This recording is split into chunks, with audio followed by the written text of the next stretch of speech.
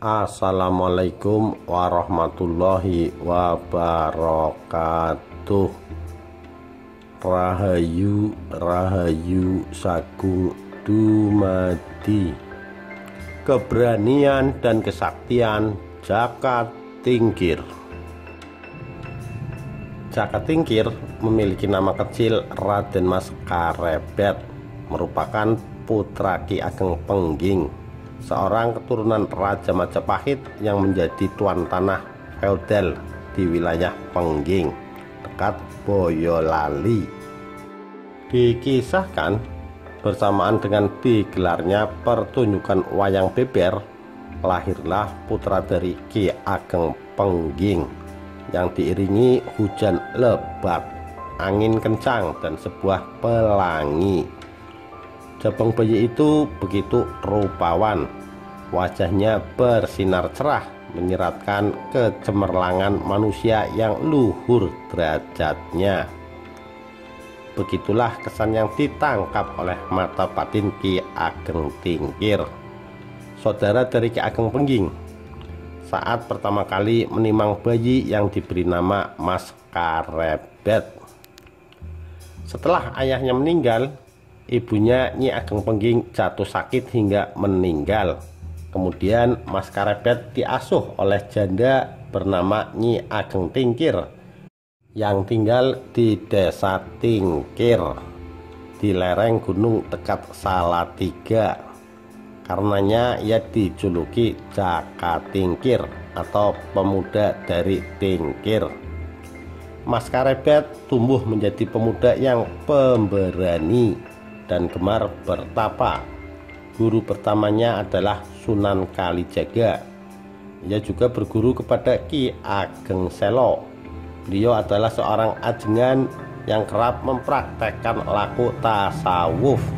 Ia dikenal oleh masyarakat Jawa sebagai orang yang bijak dan sakti mandraguna karena disebut-sebut memiliki kemampuan menangkap petir. Peristiwa yang menyebabkan kematian ayahnya adalah karena sikapnya yang tak menunjukkan bahwa ia bersedia patuh kepada Sultan Demak.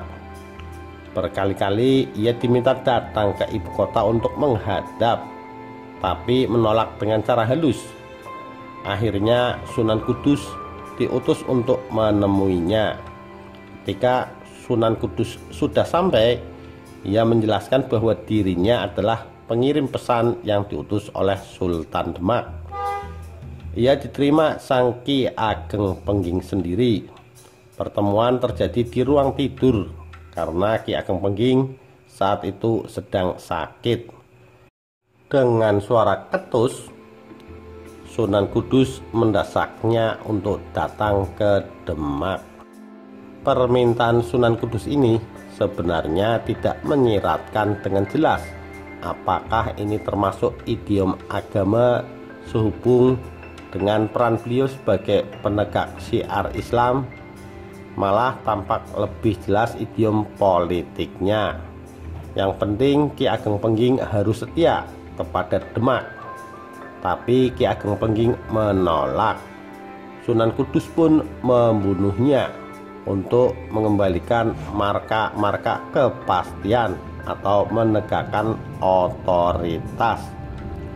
Meski pihak Demak yang bertanggung jawab atas kematian ayahnya, namun Jaka Tingkir tetap ingin mengabdi ke ibu kota Demak karena prospek untuk mendapat masa depan yang baik ada di sana. Jaka Tingkir pandai menarik perhatian Sultan Trenggono sehingga ia diangkat menjadi kepala prajurit Demak berpangkat Lurah Wiratamtama. Beberapa waktu kemudian Jaka Tingkir bertugas menyeleksi penerimaan prajurit baru. Ada seorang pelamar bernama Dadung Awuk yang sombong dan suka pamer. Jaka Tingkir menguji kesaktiannya dan Dadung Awuk tewas. Akibatnya Jaka Tingkir pun dipecat dan diusir dari Demak. Jaka Tingkir yang telah dipecat kemudian mengembara untuk memperdalam ilmunya. Ia berguru kepada Ki Ageng Banyu Biru yang tinggal di daerah Sukoharjo. Berbulan-bulan ia digembleng dengan tapa brata, yoga, dan semedi, hingga Jaka Tingkir diberikan ajian lembu sekilan oleh Ki Ageng Banyu-Biru yang berguna untuk melindungi tubuh dari berbagai serangan musuh dengan batas 1 jengkal jari. Setelah menyelesaikan pendidikannya, Jaka Tingkir memilih untuk pulang ke rumah. Suatu saat, Sultan Trenggono dan keluarganya sedang berwisata ke pegunungan. Jaka Tingkir mulai melaksanakan rencana yang telah ia susun dengan seksama. Ia melepaskan seekor kerbau besar yang di telinganya sudah dimasuki kumbang. Kerbau itu mengamuk dan merusak pesanggrahan Sultan. Jaka Tingkir kemudian tampil menghadapi kerbau tersebut. Dengan kekuatannya, kerbau itu dengan mudah dijinakkan. Atas jasanya itu, Sultan Trenggono menjodohkan Jaka Tingkir dengan putrinya, Ratu Mas Cempaka, dan juga melantiknya menjadi Adipati Pajang.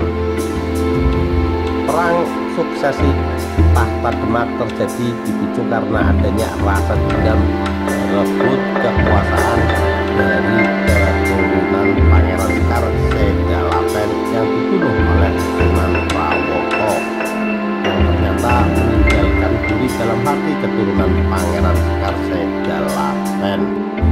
Arya Penangsang merasa lebih berhak menduduki tahta kerajaan karena Arya Penangsang beranggapan bahwa yang menduduki tahta kerajaan adalah ayahnya, bukan Sultan Trenggono. Pada tahun 1546, Ratu Kalinyamat, adik Sunan Prawoto, menemukan bahwa Sunan Kudus terlibat dalam pembunuhan kakaknya. Ratu Kalinyamat datang ke Jepara Kudus untuk meminta pertanggungjawaban.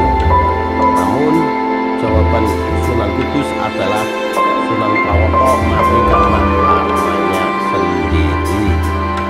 Jawaban tersebut membuat Ratu Kalinyamat kecewa. Rombongan Ratu Kalinyamat dan suaminya telah meninggalkan wilayah Kudus. Namun Ratu Kalinyamat mendapatkan firasat yang tidak enak. Ternyata ada pasukan tempur Arya Penangsang yang sedang mengejar. Pertempuran pun tak terbendung lagi.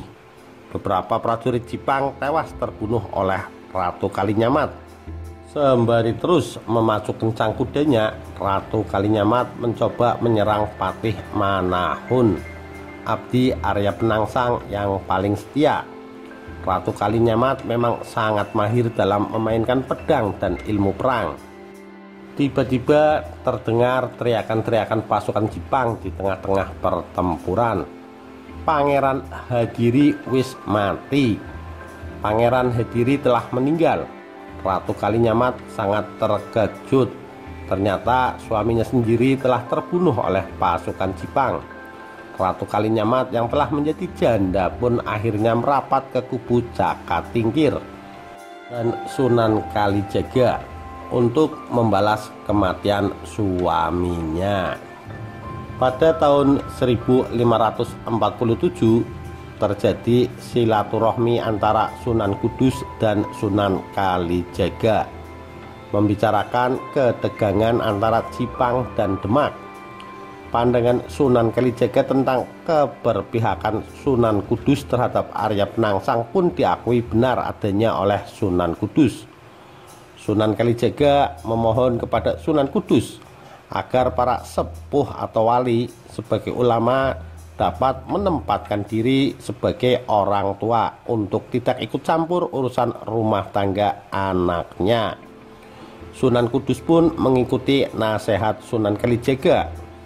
Tahun 1547 Masehi, Sunan Kudus menemui Arya Penangsang di Jipang Panolan dan menjelaskan wacananya kepada Arya Penangsang bahwa memang Arya Penangsang mempunyai hak sebagai pewaris kerajaan Demak.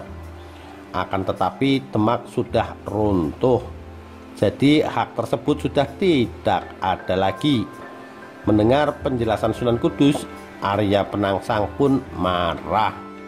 Kemudian Sunan Kudus memberi saran untuk membunuh penuntut tahta paling potensial, yaitu Jaka Tingkir dari Kadipaten Pajang. Arya Penangsang pun merespon saran dari Sunan Kudus tersebut. Kemudian ia memilih 4 orang prajurit khusus Jipang untuk membunuh Jaka Tingkir. Namun Jaka Tingkir adalah sosok manusia dijaya yang tubuhnya kebal senjata tajam. Walaupun dalam kondisi tidur, ajian yang pernah diberikan oleh Ki Ageng Penyu Biru akan selalu melindunginya. Jaka Tingkir membalas perbuatan Arya Penangsang dengan mengirimkan surat tantangan sebagai langkah provokasi. Arya Penangsang pun terbakar api emosinya hingga ia pun langsung menunggangi punggung kuda Gagak Rimang menuju Sungai Bengawan Solo. Ia tidak menyadari bahwa ia telah terjebak perangkap Jaka Tingkir.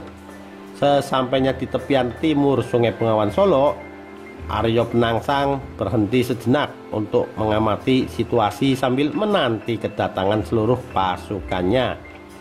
Namun Jaka Tingkir tidak ada di sana. Yang ada hanyalah sejumlah pasukan Pajang di bawah komando Sutawijaya, putra Ki Ageng Pamanahan. Kemudian terjadilah perang yang sangat dahsyat, di mana Arya Penangsang menghembuskan nafas terakhir akibat kehabisan darah.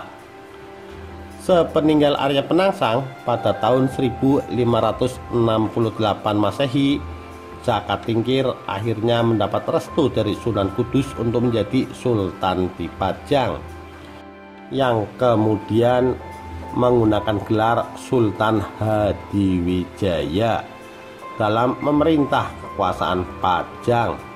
Sultan Hadiwijaya didampingi sang permaisuri Ratu Mas Cempaka selama memerintah kerajaan Pajang. Demikian kisah keberanian dan kesaktian Jaka Tingkir. Sekian, terima kasih. Wassalamualaikum warahmatullahi wabarakatuh. Rahayu Rahayu Sagung Dumadi.